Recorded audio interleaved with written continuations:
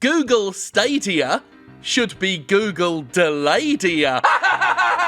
Quite a few interesting video game stories have caught my eye recently, but I can only pick one at the moment while I juggle Pokemon Sword and Shield and Jedi Fallen Order, neither of which are slated for release on Google Stadia, and I thought I'd pick today's story not just because of the whizzo jolly joke at the beginning, but because we really do need to emphasize just how half-baked Google Stadia is. Google's cloud-based streaming game service is days away from release and seemingly months away from being finished. Now, Google has been making a whole bunch of heady promises about its fantastical service, and as it's done so, it's thrown up a few red flags, a few things to be worried about, especially when it comes to the promise of streaming so much content to a market hamstrung by, well, shit internet. So many service providers have been able to, in America alone, carve the country up into little fiefdoms for themselves, where they hold de facto monopolies, therefore do not need to innovate, push themselves, offer better services, and we're left with a stagnant broadband infrastructure that is, in many regions, a fucking joke. And the fact that Google has not had a sufficient answer for this, that alone is a massive red flag. And Google VP Phil Harrison sounds positively naive, childlike. He sounds like a lamb when he talks about this, a little lamb. He thinks that ISPs will raise their data caps just because. He thinks Stadia will come out and the ISPs will think people are using a lot of data. Let's be nice. ISPs are smart. They understand that they're in the business of keeping customers happy and keeping customers with them for a long time. Sorry, Harrison, have you ever fucking had Comcast? Have you ever had Comcast, mate? Have you ever been in one of the many regions where companies like Comcast have a stranglehold on internet service? Therefore, do not actually need to keep anyone happy to keep customers because they're the only fucking game in town, you privileged fool! I seem to remember Google Fiber being fought tooth and nail by broadband providers that didn't want the competition. How does the VP of Google itself not remember that as well? Basically, Google's attitude towards the market that Stadia is trying to penetrate comes off as naive and completely disconnected from fucking reality. And just to emphasize how half-baked and ill-conceived Stadia appears to be, here's a list of features culled from Ars Technica that will not be among the Stadia's Day 1 features. On Day 1, PC Chrome gameplay won't support 4K, HDR or 5.1 surround sound. Those features will be added in 2020 for PC players. Stream Connect, which allows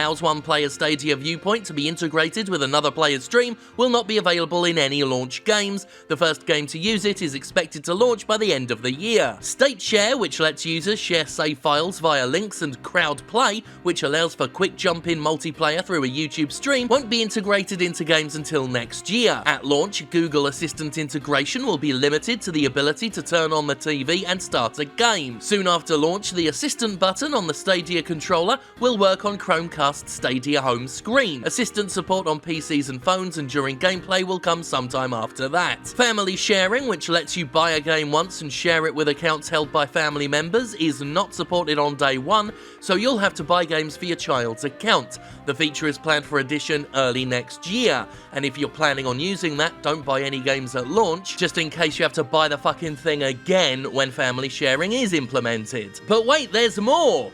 Or should we say, wait, there's less? There is no Stadia UI for achievements or achievement notifications on Day 1, but if you happen to perform an in-game feat that would earn a specific achievement, it will show up when the feature is rolled out shortly after launch. Chromecast Ultra units included in the Founders Premier bundles are the only ones that will work with Stadia on Day 1. Other Chromecast Ultra units will be able to play Stadia games after an over-the-air update soon after launch. The Buddy Pass that lets early adopters offer a free 3-month Stadia trial to a friend will be sent about 2 weeks after you receive your bundle, barring some unknown unknowns popping up. Well, I think that's the closest we've gotten to a specific release window for any of these. Currently, the phone is needed for initial setup and buying games. Buying games through a Chromecast Ultra or the web is not supported, Jesus. And Technica notes the AMA gave no indication if or when it would be added. Jesus. Mobile support will be limited to Google Pixel phones and Chrome OS tablets at launch. A timeline for general iOS and Android support is still to be determined, but Pixel will likely be the only mobile support this year. The Stadia controller's wireless functions will only work with Chromecast Ultra at launch. To use that controller with a phone or tablet, you'll need to plug it in with a USB-C cable. Generic USB controllers will also work with Stadia on PC or phones, but not on Chromecast. Now, of course, plenty of products these days, and indeed many video games these bloody days, launch with certain touted features not yet implemented. But that's a lot.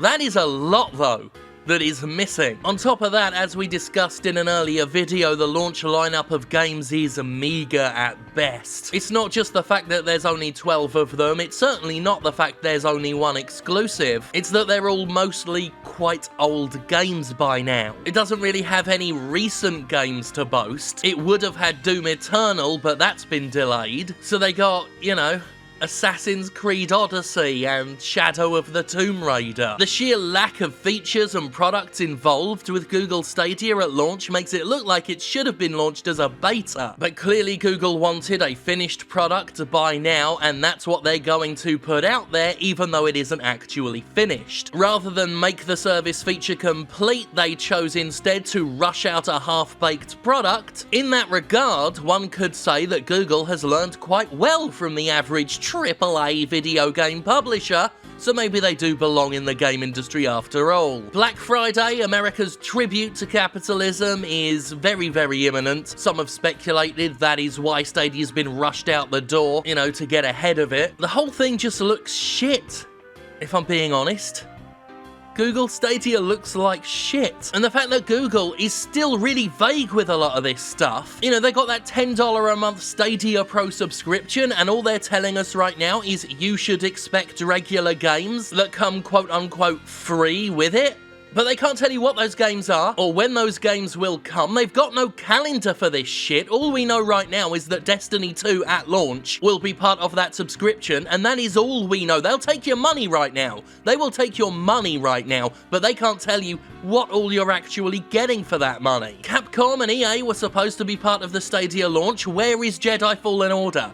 Where is Jedi Fallen Order just came out. It's a brand new game. That should be on your brand new service. Where the fuck is it? Data use for this thing can reach up to 20 gigabytes an hour, and they're just hoping ISPs, out of the goodness of their heart, because according to Phil Harrison, they're smart, will just let that happen. And on top of that, it's still a streaming service where you're buying the video games individually without any data backed up on your end, which is hard to trust in anyone's hands, let alone Google, who seem to have stumbled into this whole streaming platform service thing with their heads firmly up their asses. At this point, it's looking like it will be a downright fucking miracle if this thing launches without a hitch. I mean, maybe it will have a perfect launch, but you know, it just looks like it'll be really on brand at this rate if the thing launches and people can't fucking use it. Not that I'll be trying, because Google has not given me a reason to adopt Google Stadia, whether early or not. I'm gonna let someone else go be the canary down the beta mine.